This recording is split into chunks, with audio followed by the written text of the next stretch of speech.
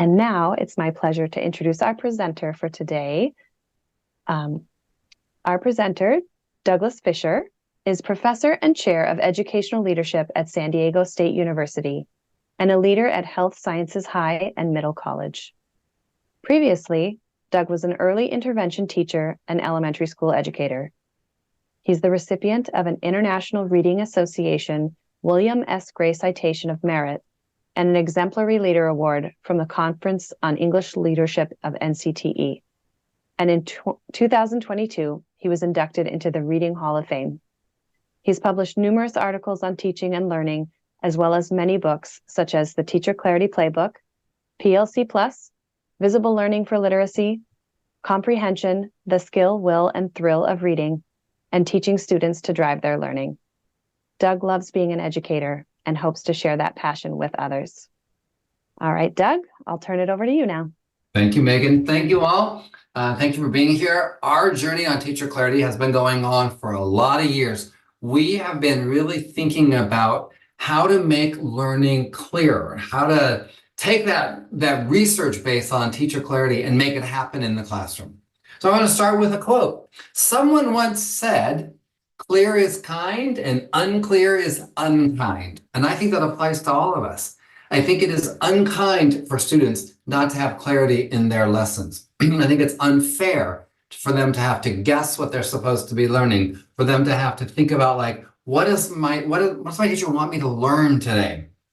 Another quote I particularly like: "Clarity is the antidote to anxiety." Now, I know Marcus Buckingham is a business person, not in the world of education, but there was a study published a few months ago, some researchers studying teacher clarity, and they noted that the increase in teacher clarity, students knowing what they're learning and what success looked like, lowered the cognitive demand and increased self-regulation in students. And this is in a study of 1,000 kids, and they noted, look, when the teachers had great clarity, when they knew what they wanted students to learn and were clear on that, the cognitive demands dropped off and the self-regulation increases. Yes, it makes total sense, but because Marcus Buckingham noted that. It's the antidote to anxiety, and I think that happens even in our classrooms, not just the world of business.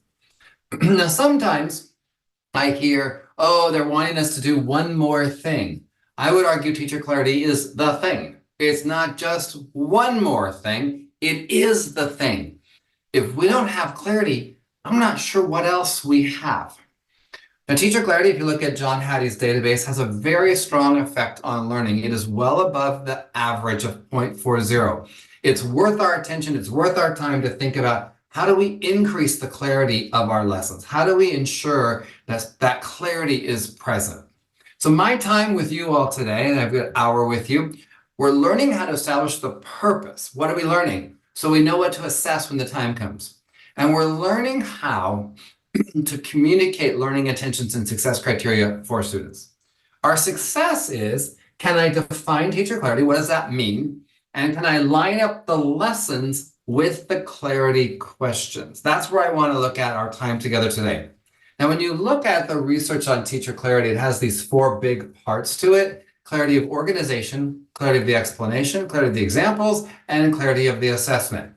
Each of these have to line up to what we want students to learn, the learning intentions and the success criteria. But teacher clarity is more than learning intentions and success criteria. They are critical and foundational, but the teacher clarity research is bigger than that. When you look at these parts, these aspects, you're probably not surprised that when the teacher is able to organize instruction, when it's an organized lesson, students learn more. When teachers are good at explaining content, ways that are accurate and appropriate, students learn more. When teachers are good at providing examples and practice, it's an above average influence. And when teachers can assess learning, but where to next, students learn more. Now, that probably doesn't surprise you. You probably know all of that.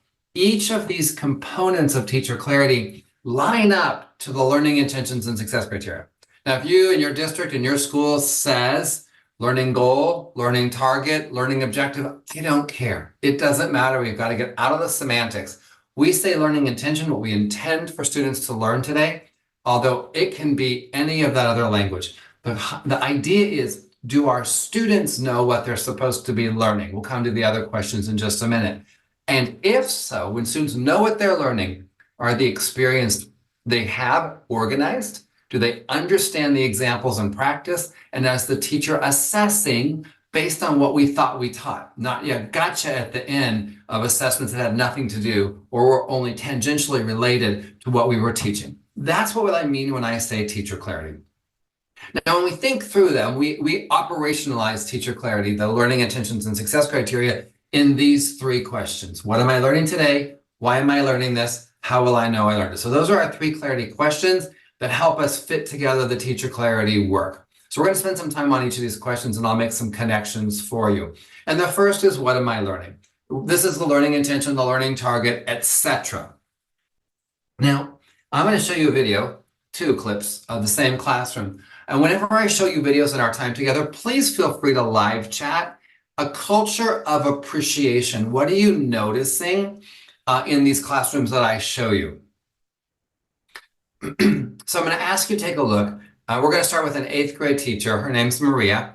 What are you noticing? I'm going to show you the very beginning, and then I'm going to show you the very end. We're not going to watch the lesson. We're going to watch the bookends. How Maria establishes the purpose for learning, and then how her students talk about it at the end. So let's give it a look, and please feel free to live chat, a culture of appreciation. What are you noticing as Maria teaches?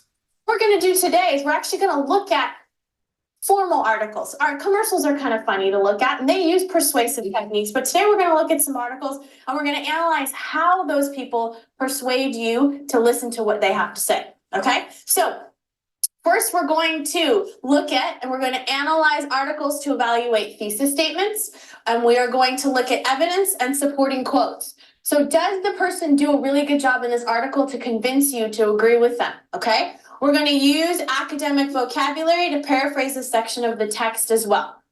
So that's the beginning of class. And before I show you the end of the class, I want to comment on this. You don't have to tell students what they're learning at the outset of the lesson.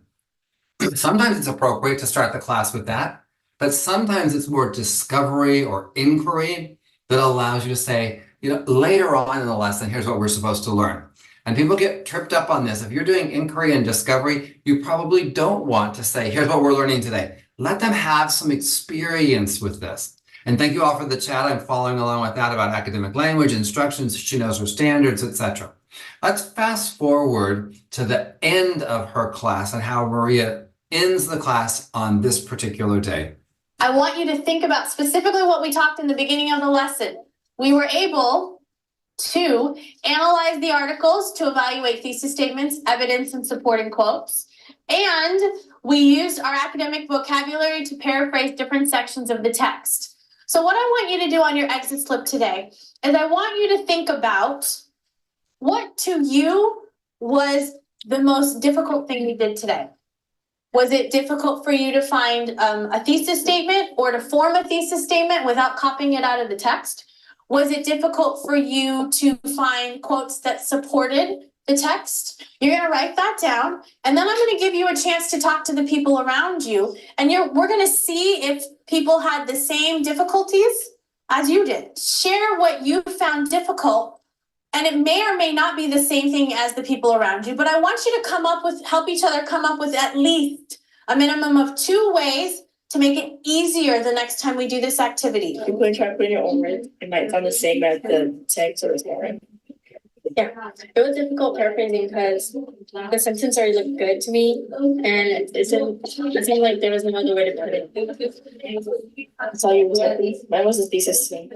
It's kind of hard because the story had different ideas too. It talks about a lot of ideas too, and so it's hard to find which one it is, the correct one.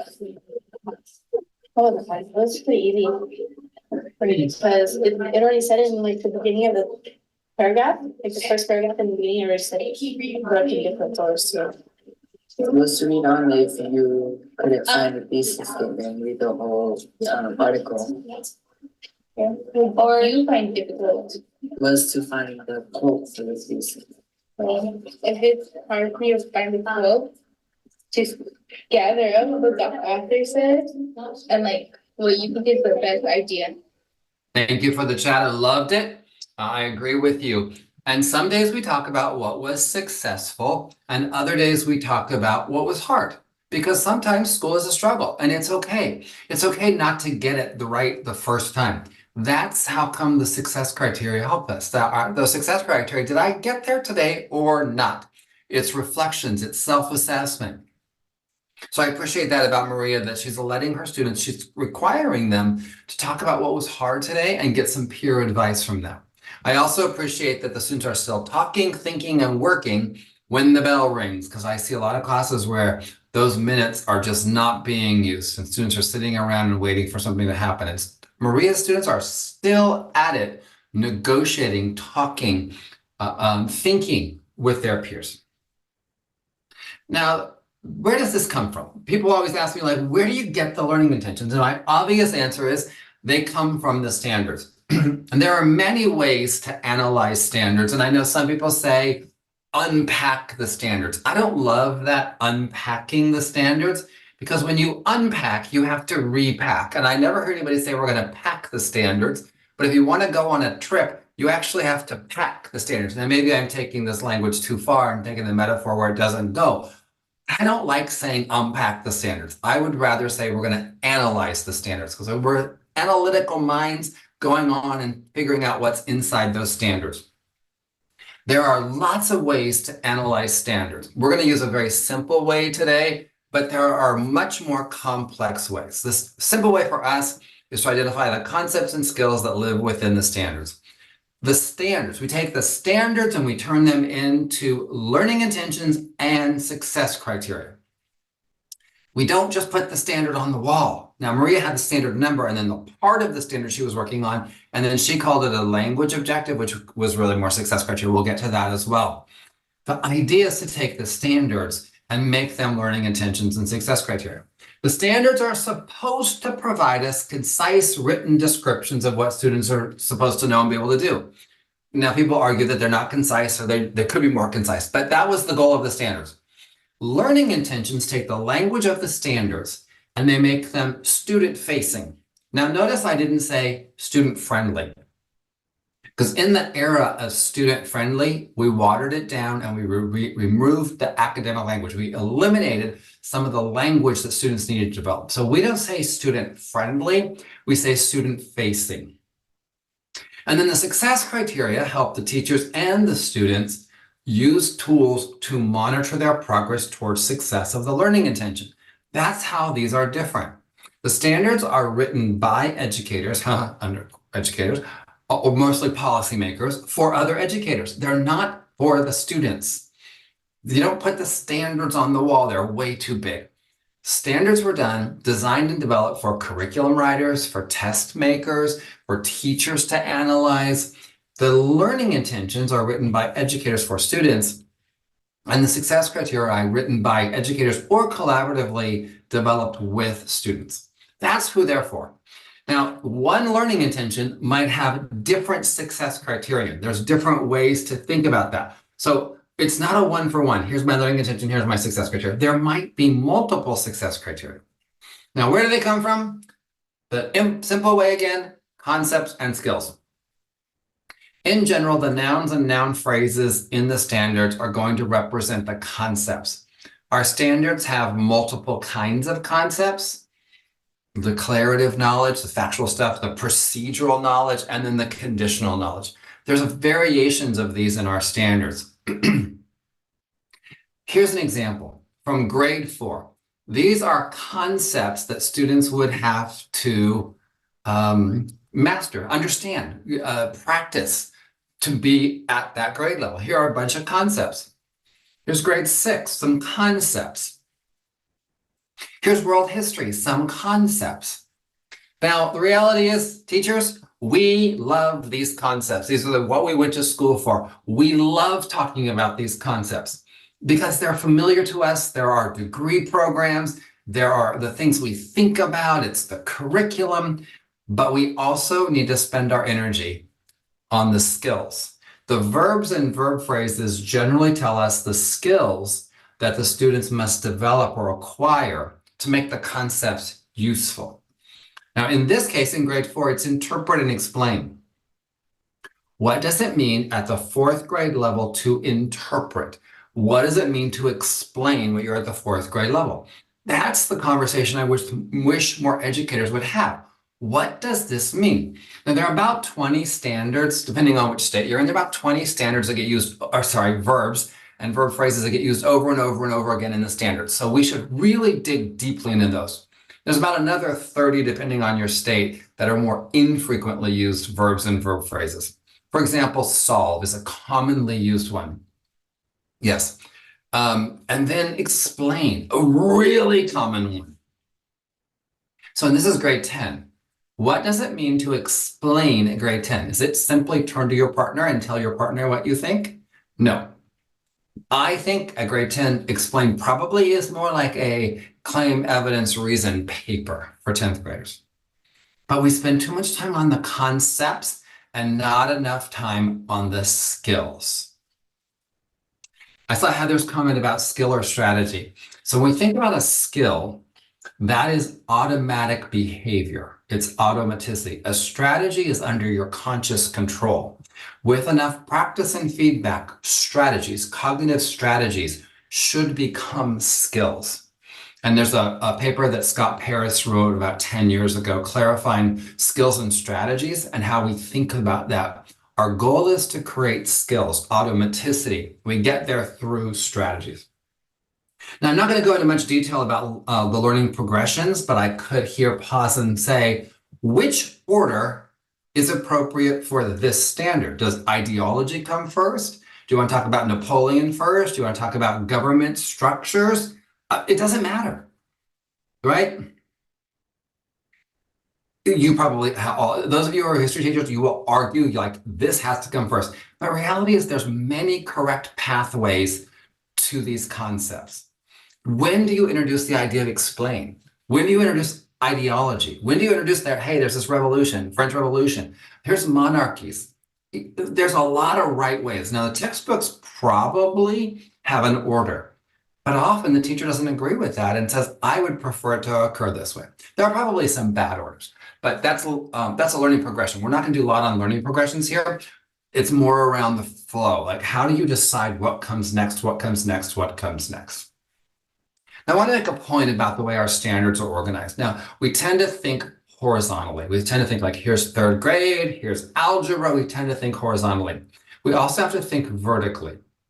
Think about this standard. So it starts off with determine the main idea of a text. That's in grade 3.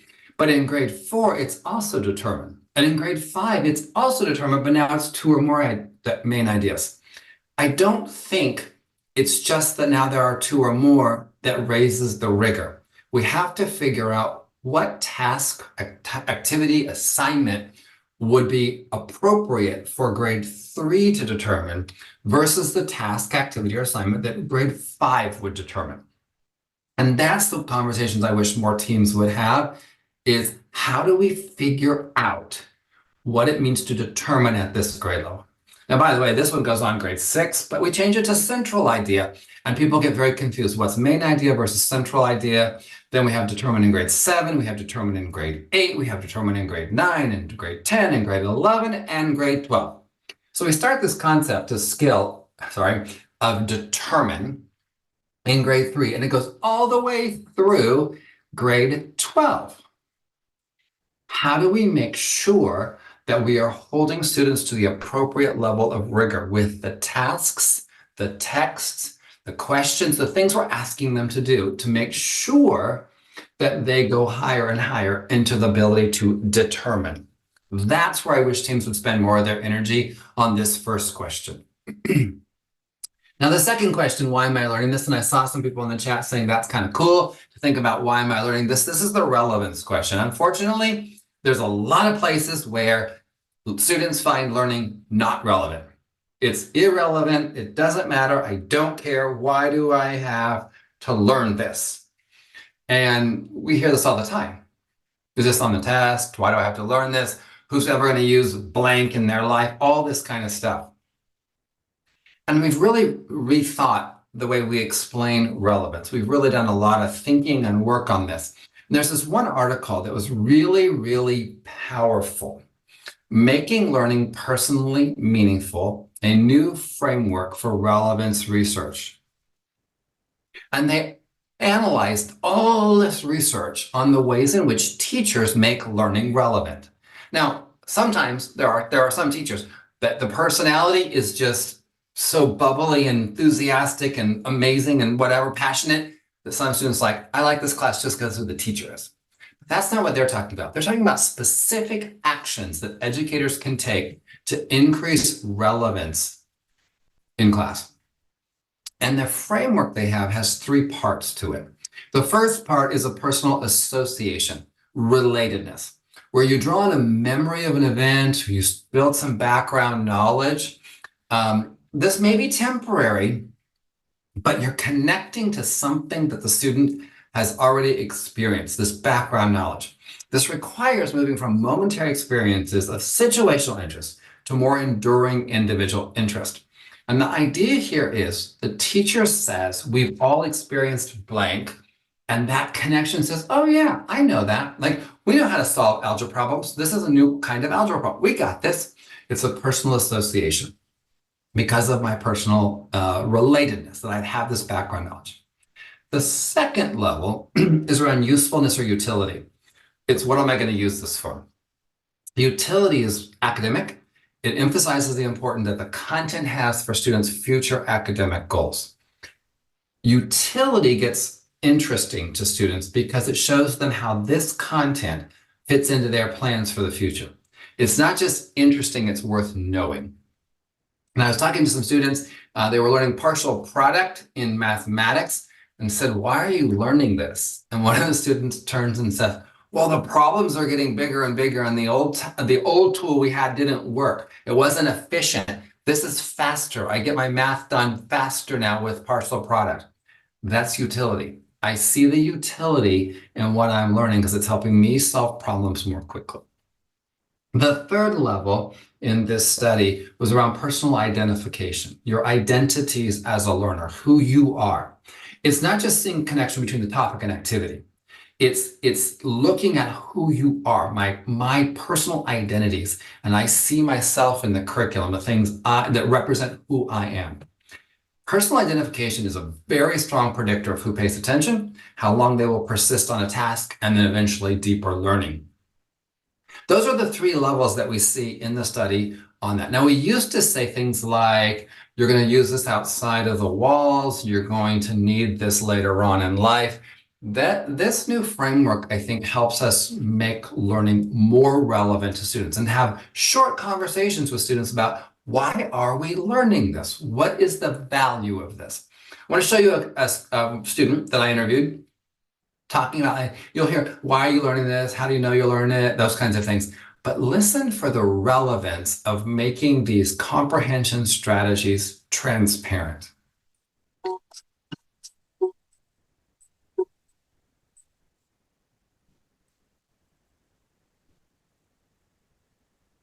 Learning about like using like tools in your mind about like when you're it's not like physical tools, like actual tools you use for like building stuff like counters and wrenches. It's like tools that can help you understand the context of the text.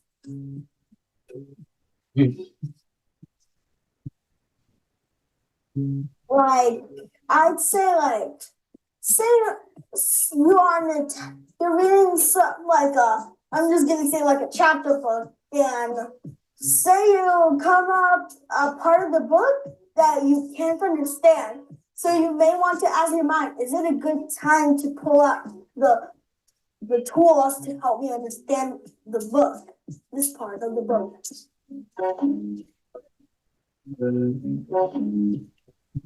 Say you're reading and then we're the same scenario and you're choosing a tool, but you don't know which one, or you don't know which one. You just maybe try out one of the tools. If it doesn't work, try another one. If it doesn't work, try another one. First, you gotta pay attention to your brain. Then you may want to ask it, am I really getting it? You want me a tool to help me out with this part of the book. And then depending on what your brain answers or your heart answers, you can start pulling out the tools. But if you fully understand it, then just continue on with the book. Right, you just continue on with the book when you understand it, of course. Right, so perfect. Now, one of the things when you listen to Santi, ask your mind if it's time to pull up a strategy. That is relevance, right? The teacher has said, okay, and the lessons are all about fix-up strategies. When you're not understanding the text, there are a bunch of tools you can use to fix up your comprehension. But this kid has internalized it. You heard Santi talk about, well, when you go to this tool, and you go to this tool, and you go to this tool. And it seems, at least, this is super relevant. I can use these tools when I'm stuck in these chapter books that I'm reading. That's relevance. It's not this artificial, you're in 4th grade, you're going to need this in college someday. It's about more utility, more identity, who you are as a learner or the experiences you have. So what we've been doing is starting to say, let's come up with a couple talking points. Remember this framework, personal relatedness, utility, and identities. How can you make a connection, teacher, to say, I want to make sure my students see relevance in the lesson? And what you want to say and what students are interested in, that's the overlap. And the better we get that circle to close, that Venn diagram to close, the more students find relevance. If the circles don't touch each other at all, students are probably not going to find whatever they're being taught relevant at all. Then we have behavior problems, engagement problems, compliance problems, because what we know is when students find relevance in the learning, they are way more likely to self-regulate their own learning. The third question, how will I know I learned it? This is our success criteria and our assessment. How do I know that I learned it? Not necessarily how my teacher will know I learned it. How do I know? We talk about this, keep calm and trust your success criteria. Trust the success criteria. They help you understand how you will be evaluated. Now, here's a 1st grader from Dallas, Texas, and his teacher, Amanda, has her students do screencasts. And the students record themselves with their evidence, checking themselves on their success criteria. Now, notice the success criteria that you see on the screen, it says, can I? What we do is we take the I can statements and we flip them to can I statements. And we ask students to produce evidence. This is one of the powerful aspects of success criteria is students using them to monitor their own progress. So let's listen to this 1st grader as we think through. Now, again, when we watch videos, feel free to live chat, a culture of appreciation. What are you noticing? So let's listen in. Now, if you know a screencast, you'll see the student's screen and you'll hear the voice of the student, but you won't see because it's recording the screen on the computer.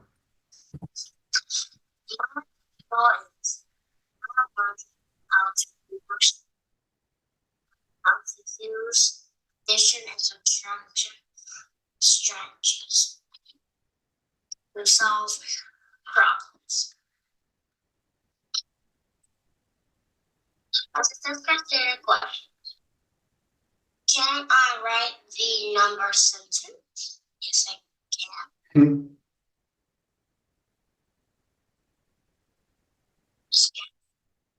Can I use objects or pictures to show how I'm solving the problem? Yes, I can. Can I find the missing value? Yes, I can. So what I did was I looked at the first number and then I built the first number. And then I circled 5, X'd out 9.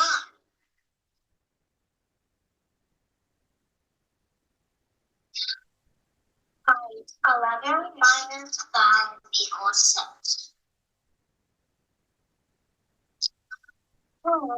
Minus 7 equals 3. 12 minus 12 minus 4 equals 8. Now, you might have noticed the first 2 problems, I can get back up there, are The first two problems are more generic, like here's a number sentence, a number sentence. But the last two have word problems in them. And this is 1:31. A minute, 31 seconds to get a sense, what is my student understanding? If you watch a class set of this, you'll know what stuck and what didn't stick. I built the number, I X'd out this many, I circled this many, you could hear the thinking process. That's part of the power of having clear success criteria. Now, I want to give you an example. I was with a group of middle school teachers and they're saying, where did the success criteria come from? And I said, well, they come from our analysis of the learning intention. I go, how to explain, talk to us. So I decided to do a think aloud. So I said to this group of middle school English teachers, I said, you choose a standard and you give me a learning intention. So they came up with, I am learning about the way writers use figurative language. That was theirs. Then I said, here's one kind of success, one level of success, if you will. I can find examples of figurative language in the text. Now you might notice that this is a pretty low level. But if you can't find it, what else are you going to do? So yeah, it's low level for middle schoolers, but what if they can't find it? Because when you experience success, it's motivation. So my first level of success, can you find it? Then I said, well, from there, I say, I can explain to my partner what the figurative language means. So I found it, and here's what I think it means. My next level was, can I identify the reason the author might have used this figurative language? Now we're getting into more complex thinking. Then I said, well, maybe we need to infer the emotional response that the figurative language was intended to evoke. And then maybe I would like students to use figurative language in their own writing. As a teacher team, where do you draw the line to say this is grade level? Probably not after the first one, but probably not all the way to the last one. Because if you know the standards, we don't really have to have figurative language in our writing by middle school. So that's the interesting thing about leveling success criteria. I want students to feel success. I want them to experience success every day. And I want that to get harder. So yeah, I found it. Now I'm explaining it. I'm feeling good. I'm on my journey to success. Here's another example. This one comes from a high school science teacher who wanted students talking to each other, interacting using academic language. So the class agreed on success criteria. What does this look like in our class when we have group discussions? This is from a second grade teacher in descriptive paragraphs. And of course, each of these have been taught, and then students can use them in the can I way. Can I write a topic sentence? Yes, I can. Here it is. Can I verify capitals? Can I add descriptive adjectives? Yes, I can. I'm circling them here. It helps students know this is what success looks like, and they can use it to monitor their own progress. This is a third grade teacher in Chula Vista who wanted her students having partner conversations, and she created a 4-level rubric to say, how will I help my students assess what their level of talk was with a partner today? This is a music teacher, and by the way, yes, you are getting the recording. This is a music teacher who said, I'm overwhelmed. I have so many kids. I see every grade level, every class, every week, and it's overwhelming. And originally when I was talking to her, I thought, I don't know, like that's like 400 kids a week or whatever. And this is what she came up with. She came up with saying, I want a major outcome success criteria. Then here's what it looks like in 5th grade, 4th grade, 3rd grade, 2nd grade, and 1st grade. I think that's pretty cool. So it helped her manage the work of being there. Excellent. The PE department done the same thing. Excellent. What I liked about this, because I hadn't thought of it before, if I'm a 3rd grader, I can see what 4th grade and 5th grade are going to be like, that there's still continued learning to do. I think that's so cool. This 5th grade teacher said, I can dig deep and write detailed sentences, and if I do, my audience will know more about my topic. There's relevance in there, and there's a success criteria. This is a single point rubric. I learned about single point rubrics from the Cult of Pedagogy. I thought they were really intriguing. I liked it a lot. It was about workload of teachers. When I first read it, I kept thinking about how much less work teachers would have to do, because I'm seeing a lot of 5x5. 5 levels of proficiency, 5 indicators. That is 25 cells. That takes a long time to create 25 cells. And by the way, students are not reading all 25 cells. And the teacher is spending a lot of time defining what they don't want from students. So when I first read the single point rubric from Cult of Pedagogy, I thought, this is a really cool idea. It's going to save a lot of time for teachers and probably is just as powerful for learners.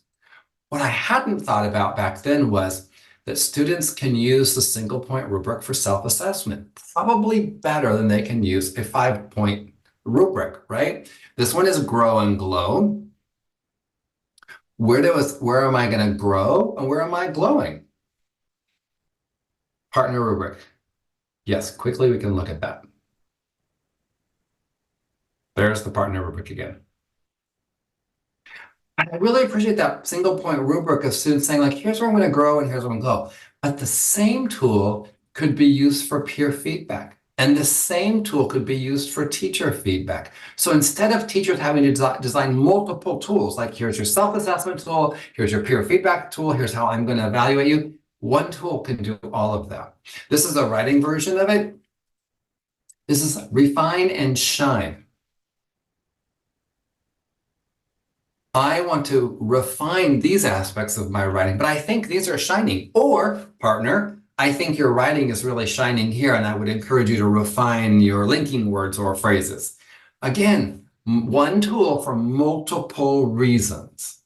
Serves multiple purposes. This is from 12th grade English, writing film drama, again, grow and glow. You can see it starts off with kind of literal and then moves to much more complex kinds of things. This teacher, Maya, had a brilliant idea from my perspective. Single point rubric in the middle, you can see. But Maya said, I'm going to put sentence frames inside the rubric for peer conversation. So if you think, I'll go to the third one, narrative techniques and sensory details. If you think your partner needs to grow in sensory details, here's some sentence frames for you. If you think your partner is glowing in sensory details, here are some sentence frames for you. Isn't this so cool? I mean, this is planned for student interaction. It's helping peers it gives them permission to say, here, you're really good on this part. I would like you to work more on this part. You should show better understanding. You can improve your dialogue. I like how you started. And I thought my brilliant idea, again, one tool, many functions and purposes. Great, great idea. This is from Australia. You're welcome, Australians who are on the call today.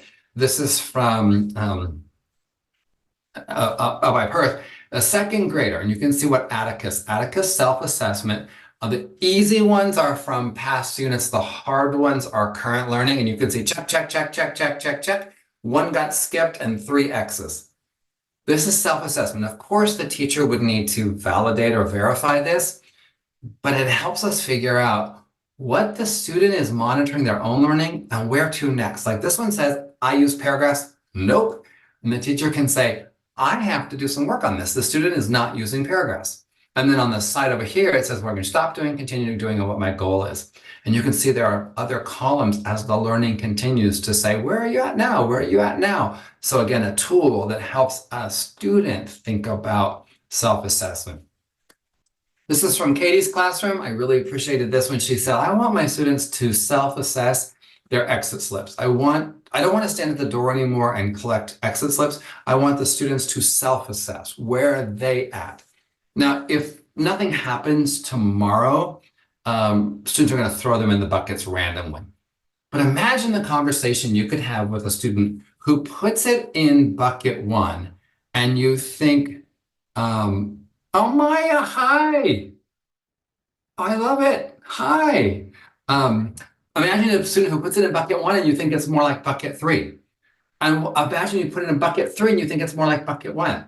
Or it's bucket 1 and you say, yeah, it's bucket 1. It's an amazing conversation. It could allow for regrouping. It could allow for peer tutoring. It could allow for small group instruction. And I have watched students stand at the door like,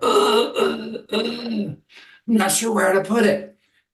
Because they're thinking, they're reflecting, what's my level of understanding today? Now, so far, we spent a lot of time on examples of teachers creating success criteria, but we can also co-construct success criteria with our students. And there's a continuum in reality from teacher control over to student control. And there are some days where the teacher needs to be in control. This is what successful learning looks like. Some days we're more in the middle with our single point rubrics, and some days we want to co-construct with our students what success looks like. To show you one more video of a teacher co-constructing success criteria with students. Now I'm going to show you a high school version. There's an elementary version on our YouTube channel if it's useful for you. So let's take a look. Again, live chat as you watch the class as this teacher co-constructs success criteria with students. So today, like I had said, we are going to start learning about and talking about, really, I should say, about what it means to kind of take your learning into your own hands and to craft your own learning experience. So before we kind of go into what that's going to look like today, what I would like you to do is brainstorm on your tables for a second, but I want you to just individually think for a second, how do you know that you have learned something?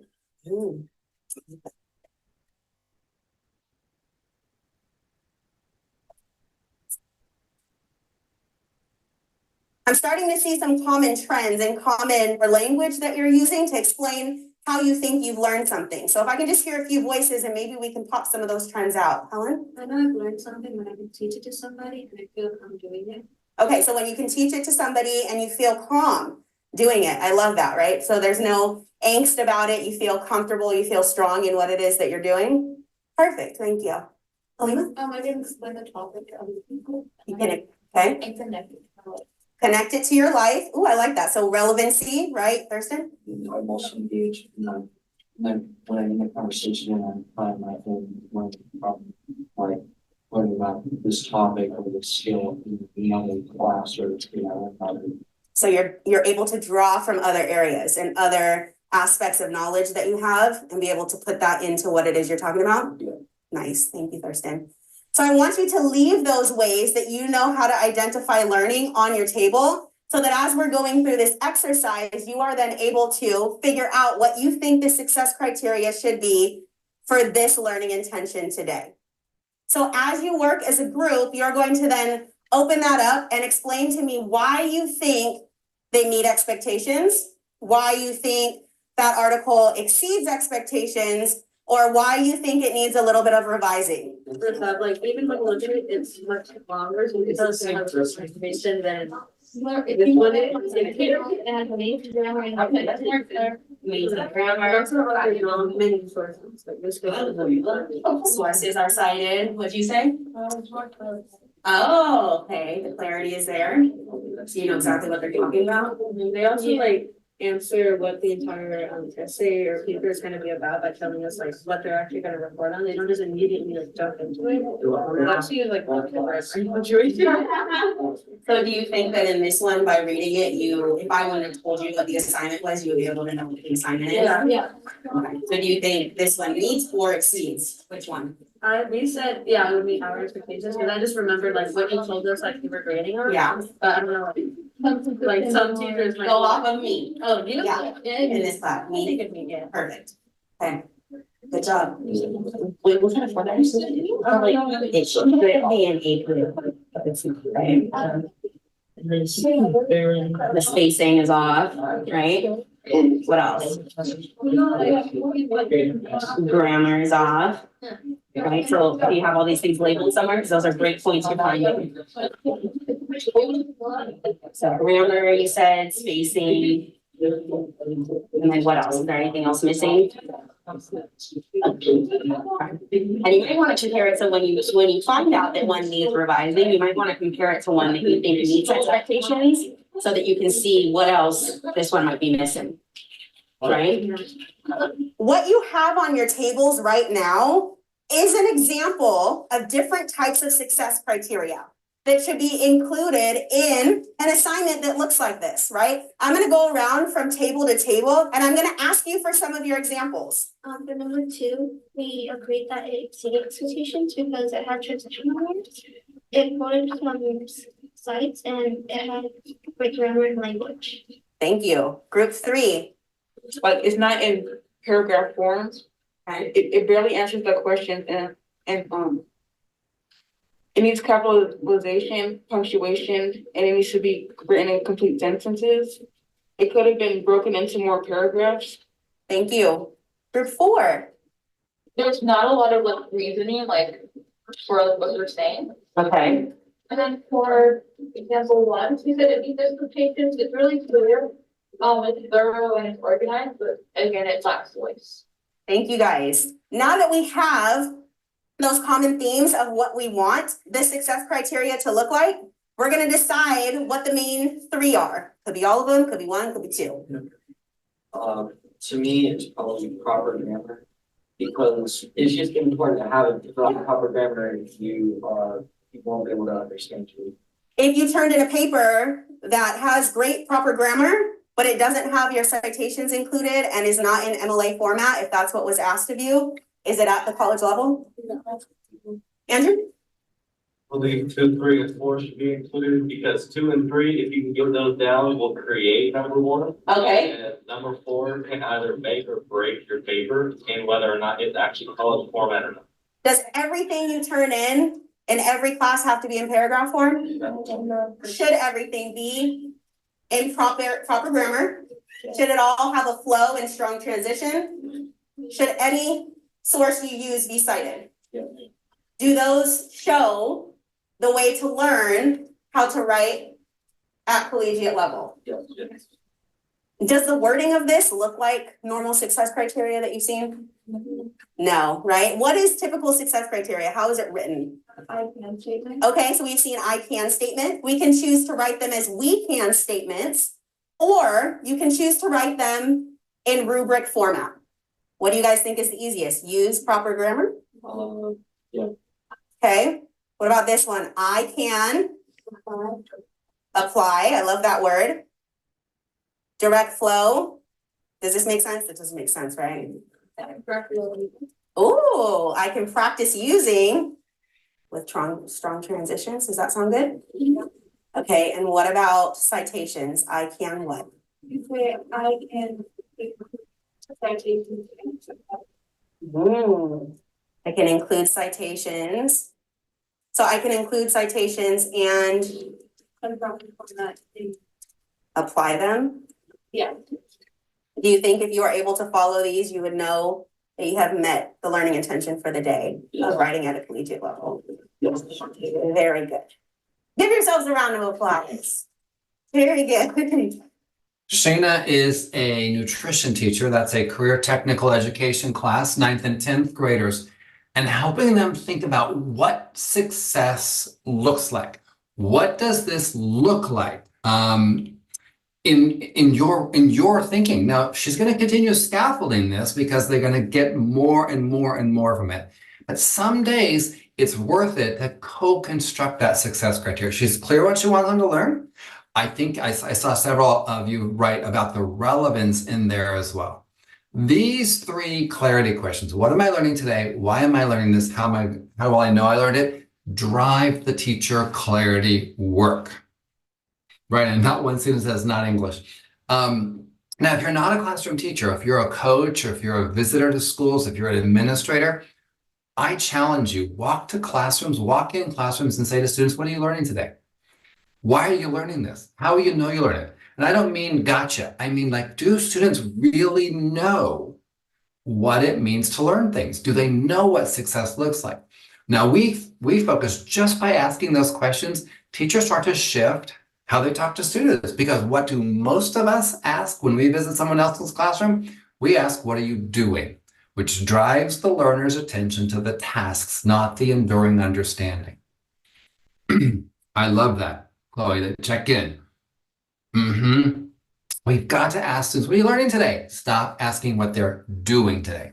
So that's our thinking on teacher clarity. We've been at this for a long time. I'm hoping you're at a place where you can say, I have a better sense of teacher clarity. I can define it.